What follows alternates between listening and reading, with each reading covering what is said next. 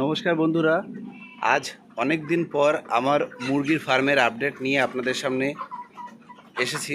যে যেখান থেকে ভিডিওটি দেখছেন, যে ফেসবুক থেকে দেখছেন তাকে আমার ফেসবুক চ্যানেলে স্বাগত, যে ইউটিউব থেকে দেখছেন তাকে আমার ইউটিউব চ্যানেলে স্বাগত। আশা করছি সকলের ভালো লাগবে আজকের ভিডিওটি, সম্পূর্ণ ভিডিওটি ওয়াচ করবেন।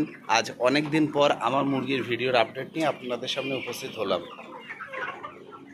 এখন দুপুরবেলার আমি খাবার দিলাম।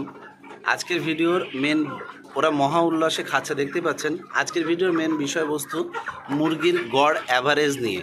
আমরা অ্যাভারেজ বলতে অনেকে ভ্রান্ত ধারণা নিয়ে বশবর্তী হয়ে থাকি।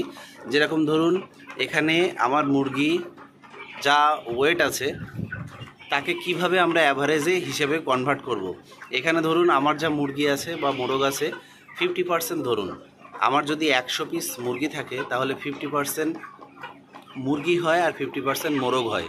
তাহলে তাদের ওয়েট কিভাবে আমরা অ্যাভারেজে আনবো, এটাই হচ্ছে আজকের ভিডিওর বিষয়বস্তু। একটা মোরগ যদি 1 কিলো 200 হয়, মুরগিগুলো 900 থেকে 1 কেজি হয়। এটা আমরা সবাই জানি। মুরগির ওয়েট 200 থেকে 250 কম হয়। এবার সেটাকে আমরা অ্যাভারেজে পরিণত করব।